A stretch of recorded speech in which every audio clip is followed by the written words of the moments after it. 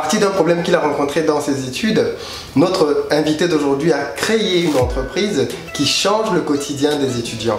Son projet a le vent en poupe et dans cette vidéo, il nous retrace son parcours et nous explique comment il a fait pour transformer sa frustration en entreprise à succès. Restez jusqu'au bout pour ne rien manquer. C'est parti! Alors, et du coup, comment est-ce que tu rémunères aujourd'hui les personnes qui travaillent avec toi dans ton équipe? Parce que je sais que tu accordes beaucoup d'importance à la valorisation salariale des collaborateurs et clairement des collaborateurs. Effectivement, merci pour la question, Philippe. Pour moi, c'est l'élément clé. En Afrique, déjà, on a du mal parfois à trouver parce qu'on dit qu'il y a du chômage, mais de trouver des bons profils et des profils intègres qui répondent aux critères. Et ensuite, même quand on les trouve, c'est difficile parfois de les regarder. Donc, je n'ai pas inventé la roue, j'ai pas créé une potion magique. J'ai juste entre guillemets pris des éléments qui existent dans d'autres systèmes, comme en France, comme aux États-Unis, dans la tech, dans le monde des startups, pour pouvoir encourager les salariés dans la durée. Donc aujourd'hui chez nous, au bout d'une certaine période, bien évidemment, certains managers peuvent devenir actionnaires. Actionnaire. D'accord, dans leur contrat, dès le début, il sait que s'il reste avec vous une certaine période, exactement, il bascule en manager.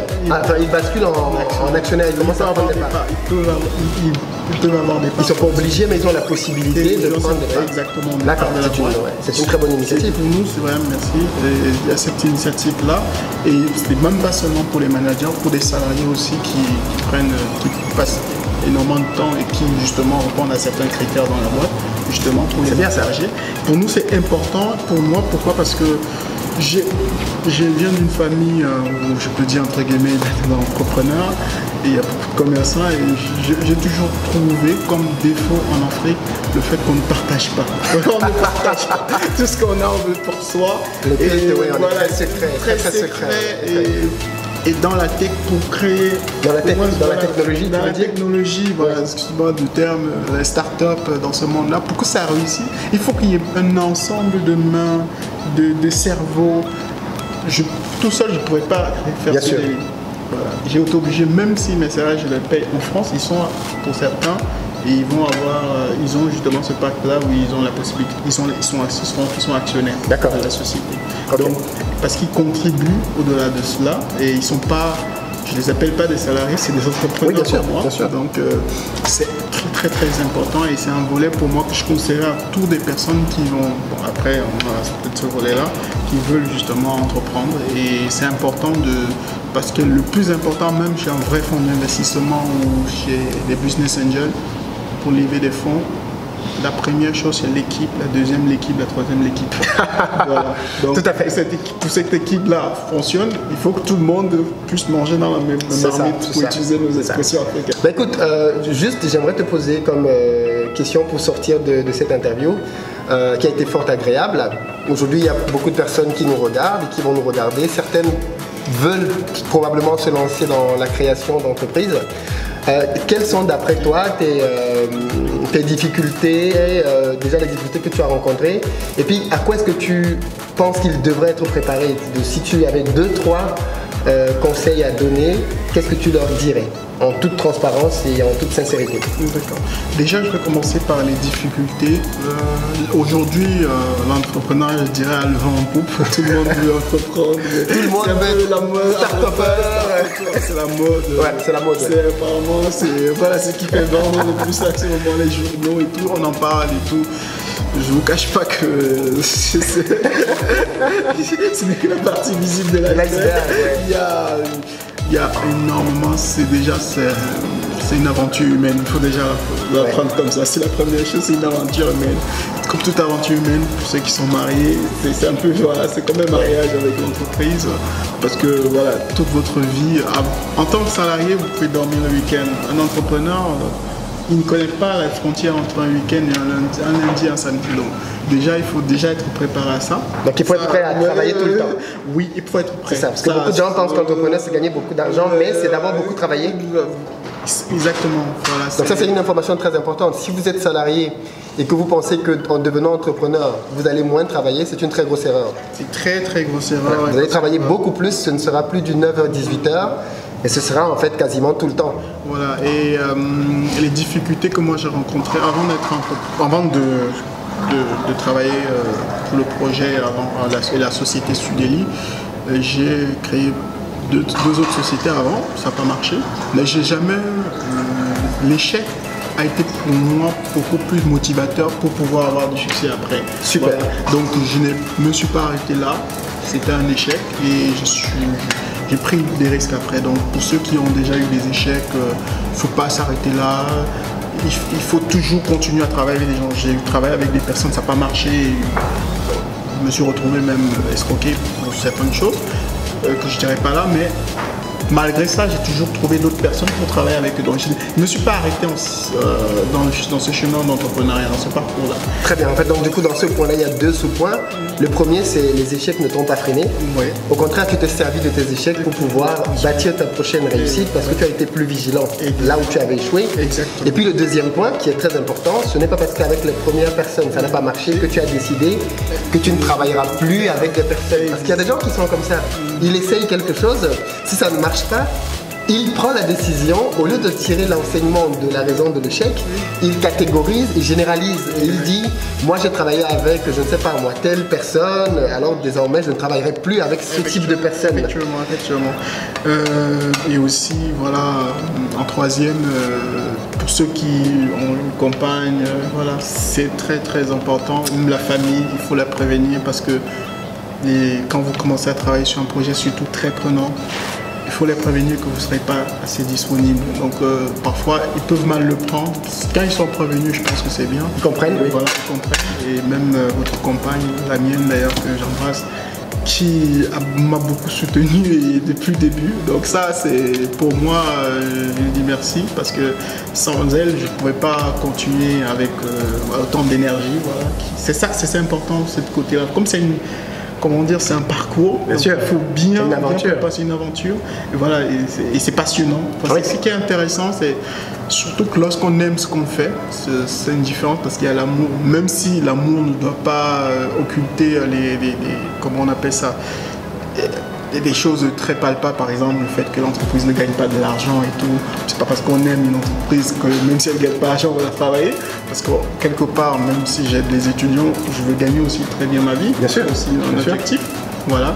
Je n'ai pas. Voilà. Mais je peux dire c'est le quatrième point, il ne faut pas énormément, comme on le voit à la télé, Mark Zuckerberg, Evan Spiegel, Snapchat, croire qu'on va devenir milliardaire. Voilà, on va peut-être devenir milliardaire. Regardez toutes les histoires. On ne va pas devenir milliardaire, donc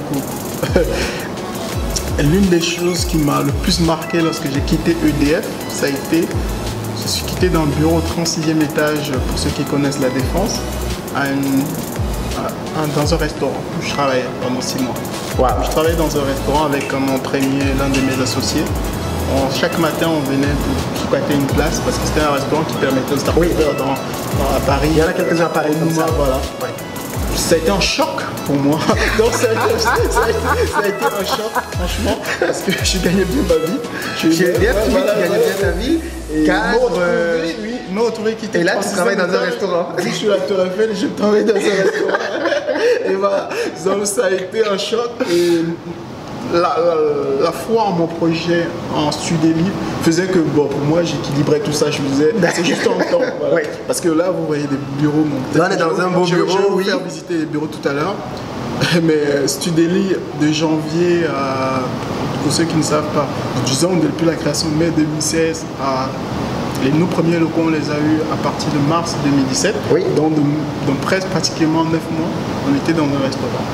travailler dans un restaurant. Voilà, non, mais c'est très bien effectivement parce qu'on va voir ces bureaux, on va voir de très beaux locaux, on va se dire ah mais c'est ça la start-up, mais en fait non. En réalité vous avez débuté dans un restaurant pendant 9 mois. Ouais, c'est plus exactement pour faire un peu de publicité au Nouma. Le Nouma, ils ont à Paris. Un espace à Paris, je sais plus, près de rue Sébastopol. Ils ont un espace où ils laissent libre accès aux start-up. Le coworking, de se retrouver, travailler. De se retrouver gratuitement. Gratuitement, pas payer de loyer au départ et de travailler effectivement. Heureusement qu'il y a des solutions comme ça. Avec d'autres entrepreneurs autour, il y a une dynamique. Il y a une dynamique et certains nous partagent. On a eu tellement de belles idées, des personnes qui ont même changé notre modèle quasiment. Ah ben voilà. Et ça, voilà, ça. Parce qu'il y a beaucoup de gens qui, quand ils ont une idée, ils la cachent. Non, c'est là. Je sais pas, ça revient à ce qu'on disait tout à l'heure par rapport à la logique africaine, mais on a beaucoup peur de se faire piquer une idée d'entreprise, Pour moi, la première chose que j'ai appris lorsque je suivais des vidéos, d'ailleurs Philippe, merci pour tes vidéos, j'apprécie ce que tu fais. Merci. C'est important pour les gens qui veulent s'inspirer pour être entrepreneur demain. L'idée ne vaut rien. Dans ma société, je suis prêt, comme aujourd'hui mes associés ils ont des parts, ça ne me gênerait pas demain s'ils ont plus de parts que moi ou quoi que ce soit. C'est pas parce que j'ai eu l'idée au début, tout ce qui est important c'est d'avoir à la fin un bon gâteau qui est, voilà, tout le monde peut manger là-dessus et moi je peux avoir ma part, c'est ça. Et l'idée, franchement, elle ne fait pas l'argent. De toute façon, la preuve, personne n'est milliardaire parce qu'il a une idée dans ses têtes. Voilà, oui, justement, personne. Et surtout que l'idée a évolué. L'idée évolue. L'idée de base a beaucoup évolué. Sudeli, au début, on raconte ce qu'on lui a fait. Vous devez être... Bon, l'idée de Sudeli, c'était simple au début. Oui. C'était quoi? De connecter les banques et les étudiants. Les banques nous ont dit non. Imaginez-vous si j'avais vendu à une personne avec l'idée. On n'aurait pas eu Sudeli. Donc on s'était arrêté là et on ne devait pas... Ouais, putain, aujourd'hui, Sudeli, qui a l'agrément pour délivrer cette attestation, qui peut faire ça. Donc si on n'avait pas... Et donc c'est pour partir de ça, parce que dans l'idée, il y a l'exécution, et dans l'exécution, il y a ce qu'on appelle... on peut changer le modèle très facilement. Donc pour pouvoir adapter au marché par rapport à ce qu'on avait prévu. Donc au départ, on avait une idée brute, il a fallu la travailler pour sortir ce qu'on a aujourd'hui. Sudeli de 2014 et aujourd'hui, vraiment c'est le jour et la nuit. Donc en 2014, on rêvait qu'on devait faire tout et là aujourd'hui, on en est dans le concret, les réalités sont différentes. Voilà, donc l'idée, partagez votre idée, c'est pas pour vous dire d'aller prendre un micro et d'aller dans une rue le dire, c'est n'hésitez pas à en parler à des personnes que vous voulez associer, à des personnes que, du moins, qui sont connues. Qui peuvent l'acheter. Même l'acheter, bon. Je veux dire, au début, tu as dit que les premières personnes avec qui tu as travaillé, qui sont motivées, c'était des personnes qui pouvaient quand je parlais d'acheter, c'est des gens qui pouvaient adhérer. D'accord, ok. C'était pas des personnes qui entendent l'idée, oui, c'est beau, bravo. Non, c'est des gens qui devaient s'asseoir un week-end, passer des week-ends à travailler comme moi. D'accord. Et voilà, pour itérer cette idée, pour en faire quelque chose et exécuter pour en faire une entreprise. Donc, partir de l'idée à une entreprise. Oui, ça a été un parcours de 2014 jusqu'à aujourd'hui. Donc, ça c'est très important et parce que voilà, nous sommes incubés aussi. Oui. Donc je partirai de ça, je quitte sur les difficultés, donc je reviens sur les conseils. Oui. Peut-être dans les difficultés il y a eu quelques conseils, mais les conseils que je dirais, bon, partir quand j'étais sur l'idée. Lorsqu'on a l'idée, la première chose c'est d'en parler autour de soi, oui. La famille, déjà prendre son premier cercle d'amis. J'en ai fait, hein, c'est ce que j'ai fait, et pour voir ce qu'ils en pensent. Et parler même, et aller dans les... Aujourd'hui, ça se fait beaucoup en Afrique, il y a beaucoup de réunions d'entrepreneurs. Oui. Vraiment, c'est même là-bas, en fait, qu'on trouve des gens qui sont inspirés et tout. N'ayez pas peur qu'ils vont voler l'idée, même si le vol, ils ne vont pas la faire comme vous. C'est ça, c'est ce qu'il faut savoir. Parce qu'ils n'auront pas cette même passion. Parce que derrière l'entrepreneuriat, il y a ce qu'on appelle la passion. Parce qu'on est prêt à aller travailler 24 sur 24, et puis l'autre qui vole l'idée, il ne sera pas. Ouais. Il ne sera pas itéré comme vous. Voilà, ça c'est la leçon derrière, la première leçon. La deuxième leçon, une fois que vous avez bien travaillé sur le projet, allez voir, aujourd'hui ça se développe en Afrique, je le sais, ce qu'on appelle des incubateurs. Sudeli, c'était la première chose, on est allé chez un incubateur qui s'appelle Bondinov. Qu'est-ce que c'est qu'un incubateur? Un incubateur, en fait, c'est un organisme qui, ça peut être public comme privé, qui est là pour accompagner le projet, lui nous donner en fait, comment dire, l'énergie qu'il faut pour qu'il se lance. D'accord, pour propulser le projet. D'accord. Donc, et dans un incubateur, il faut pas aussi croire que c'est l'incubateur qui va travailler sur le projet. C'est vous qui allez travailler. Par contre, ils vont vous donner du boulot. Oui. Eux, leur rôle, c'est de... Au début, quand vous entrez chez eux, leur rôle, c'est de vous montrer que déjà votre idée, ça ne vaut rien.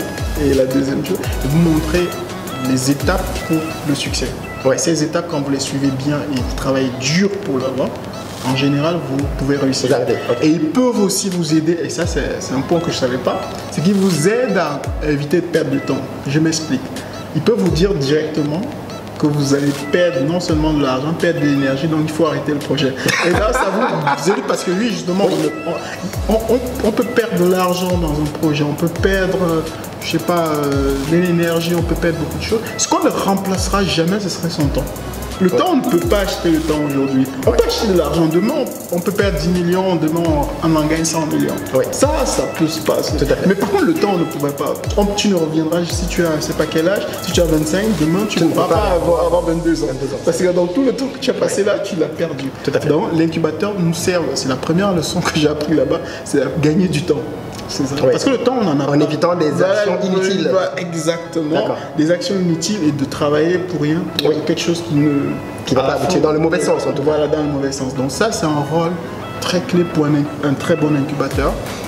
Et après, le troisième point, dans l'incubateur toujours, un troisième rôle aide énormément au lobbying parce qu'il y a des projets qui nécessitent des lobbying comme personnellement, en général, les gens n'ont pas. Oui. Et dans mon cas, par exemple, il fallait que je rencontre les ambassadeurs dans les pays dans lesquels je peux. Moi, je suis camerounais, je ne connais pas un ambassadeur français. Voilà.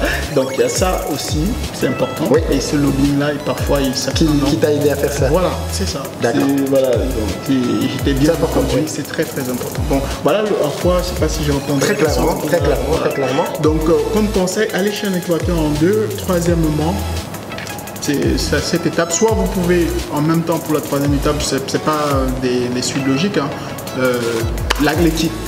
Moi, j'aboutis à la troisième. Bien sûr. J'ai dit, pour moi, le projet, c'est l'équipe. Donc, vous pouvez la faire l'équipe et aller à l'incubateur avant. Et une fois l'équipe constituée, pour moi, une équipe n'est pas statique, c'est-à-dire elle est dynamique, c'est-à-dire sur le temps, on peut rajouter des gens. Alors, d'autres peuvent partir.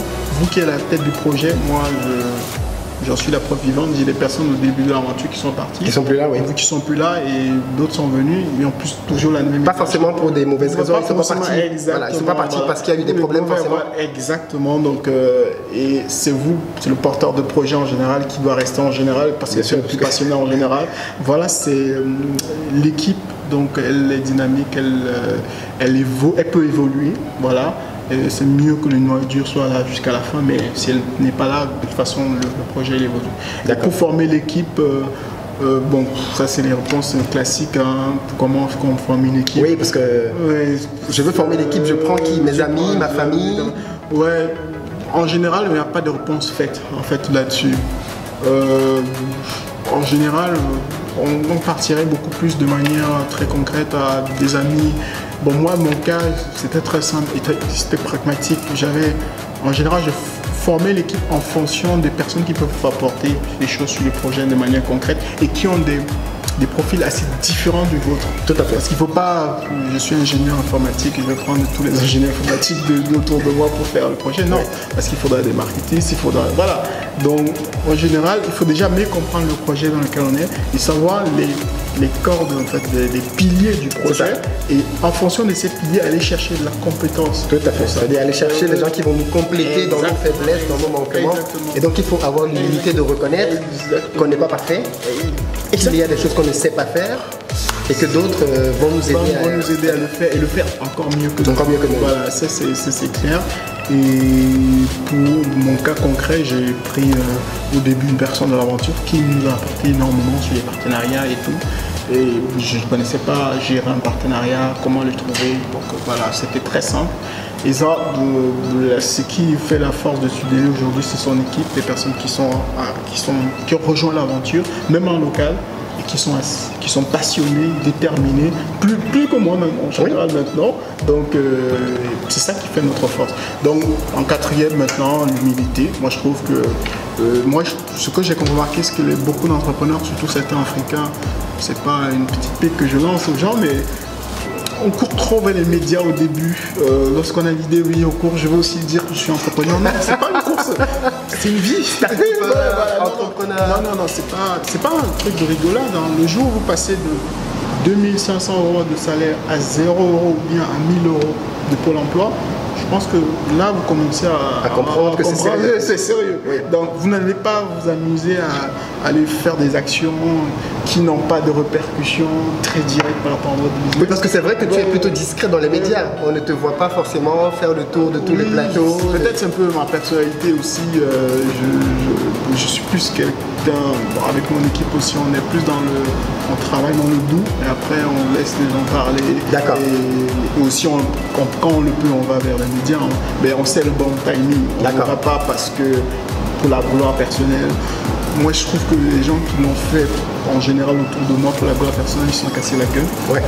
Donc il faut bien maîtriser son business et les médias et tout, il faut savoir l'utiliser. Il ne faut pas, parce que voilà, hier, pas plus tard, hier, on me proposait un rendez-vous au Bahreïn pour parler pitié par rapport aux startups et tout, c'est bien. Moi, je ne refuse pas cette opportunité, mais le lendemain, j'ai un rendez-vous business à Dakar, donc je ne vais pas... Tu as dit non, je ne vais pas parler au Bahreïn alors que j'ai un rendez-vous d'affaires. Très simplement, voilà. Effectivement. Le rendez-vous d'affaires peut-être au Bahreïn, pour ma personnalité, ça allait m'apporter oui, parce que ça en termes 10 millions de choses. Mais moi, j'ai une équipe derrière et on a un projet et on a des caps à atteindre. Donc pour moi, cet objectif-là est plus important que d'aller faire... Voilà, pour l'instant. Oui, bien sûr. Plus tard, quand on aura rempli nos objectifs, j'aurai justement la latitude d'aller, je sais pas, aller... C'est bien aussi, ces initiatives-là. Mais je ne dis pas que c'est mauvais, mais il faut maîtriser son timing, son tempo, parce que derrière, il y a des salariés qui touchent un salaire. Bien sûr. Donc, si vous ne travaillez pas, peut-être derrière, les résultats vont se ressentir et c'est comme ça qu'une boîte chute. Oui, tout à fait. Donc, il faut faire attention aux médias. C'est pas qu'il ne faut pas aller, mais il faut maîtriser le timing des médias. Il ne faut pas créer une certaine... Parce que tout le monde autour de toi crée... C'est la mode, la tendance. Non, il ne faut pas le faire. Parce que c'est une vie qu'on engage. Oui. Parce que problème financier après, tous ces problèmes-là, c'est toi qui le supportes. Donc ça, ce conseil-là, c'est le quatrième. Pour moi, je pense que si une personne essaye de remplir ça, je pense qu'il le reçoit. Ça devrait bien se passer pour elle. Et les Camerounais, certains, même à l'Afrique aujourd'hui, commencent à se développer. J'en ai croisé beaucoup de start-upers, peut-être qu'à l'INTEF que je... Oui, à l'INTEF, oui. Qui est très connu aussi, que j'aime bien. C'est Great Mom, Gifted Mom de l'INTEF, oui, qui est une start-up qui a gagné beaucoup de prix aussi. Exactement, bref, c'est des gens qui savent bien, qui exécutent dans un environnement difficile. Oui. C'est ça que moi, je leur donne plus de chapeau que moi qui en France, qui en France. C'est vrai. Parce qu'ils ont réussi à... Le jour où j'ai dit à Alain, mais comment tu as fait pour rencontrer la reine d'Angleterre? Je ne sais pas si vous savez qu'il a... Je sais qu'il a rencontré la reine d'Angleterre, oui. Philippe, quand comme moi, même un certain anglais ne rencontre pas la reine d'Angleterre. Voilà. C'est une personne comme lui, au Cameroun, réussi à transférer ça. Voilà, c'est vrai qu'au Cameroun, effectivement, même pas qu'au Cameroun, généralement en Afrique, on va dire qu'il y a une conception différente de... Mais ça commence à changer, ce qui me plaît, ça commence à changer. C'est comme ce que Olivier Madiba qui commence à faire. Oui, Olivier Madiba, oui. Voilà, c'est assez intéressant. Et je trouve que ça change. Dans les chaînes. Qui est dans les chaînes et qui est attaché au gouvernement. Donc, du moins, qui a des programmes. Qui travaille avec le ministère. Et c'est bien. Moi, ça me plaît quand je trouve les initiatives comme ça. Ça commence, qu'ils commencent à comprendre. Et je trouve que c'est aussi.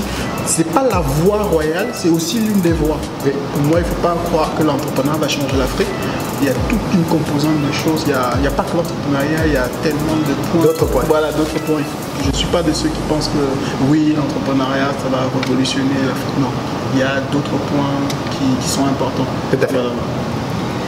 Bah, écoute, merci beaucoup Duplex d'avoir pris le temps de discuter avec nous. Ce fut un entretien très riche dans lequel on aura appris énormément de choses sur toi, sur ton parcours, sur ton entreprise, sur tes challenges.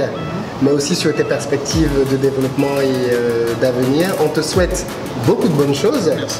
Et on espère pouvoir revenir te voir d'ici un an peut-être, Avec histoire plaisir, de faire un point, pour voir ton avancée. Bien sûr, je serai là.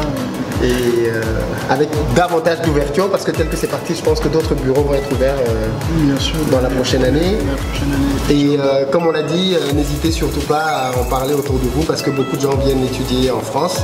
N'hésitez pas à leur faire savoir qu'aujourd'hui il y a une entreprise qui s'appelle Studeli et qui réellement fait une vraie différence en termes de prestation de services pour des étudiants qui viennent en France et qui parfois n'ont pas de famille sur place, et même qui ont de la famille.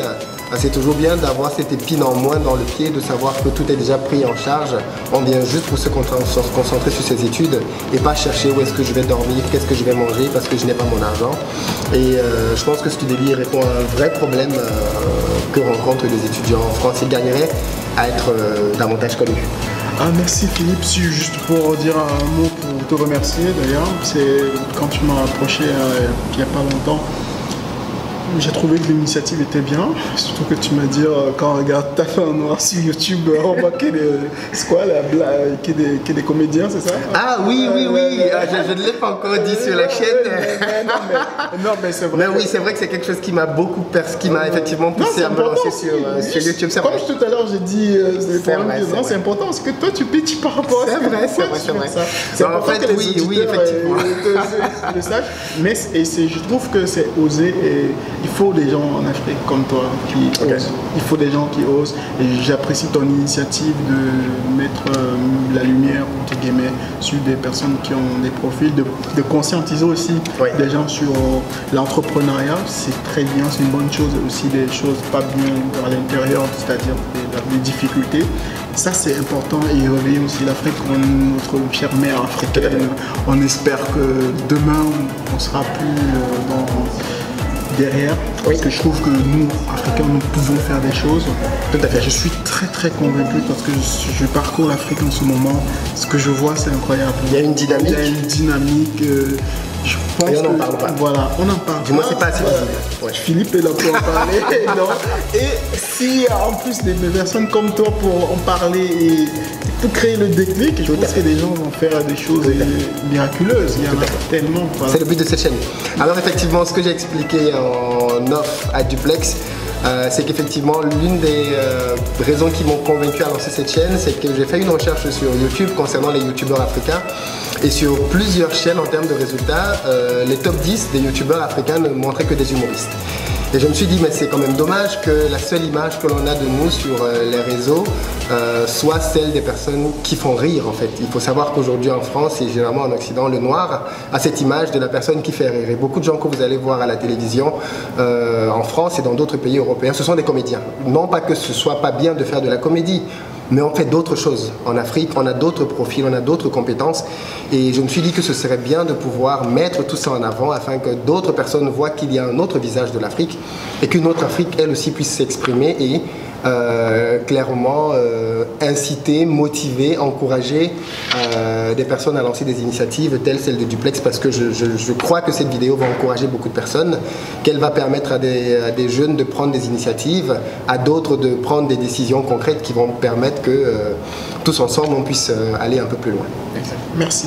Merci beaucoup Duplex de nous avoir accordé du temps, beaucoup de courage et à très bientôt. Merci. Mais alors moi ce que je veux vous dire en séparation, c'est comme d'habitude, si vous avez des questions à poser à Duplex, si vous voulez vous intéresser de plus près à son entreprise, à ce qu'il propose, n'hésitez pas à les poser dans les commentaires, il verra les commentaires et s'il ne les voit pas, je les lui transférerai afin qu'il vous réponde clairement par rapport à tout ce que vous pourriez avoir besoin de savoir concernant Studeli.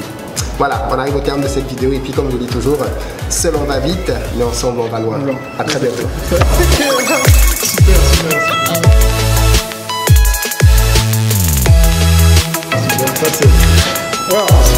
Ça a pris plus de temps, mais ça va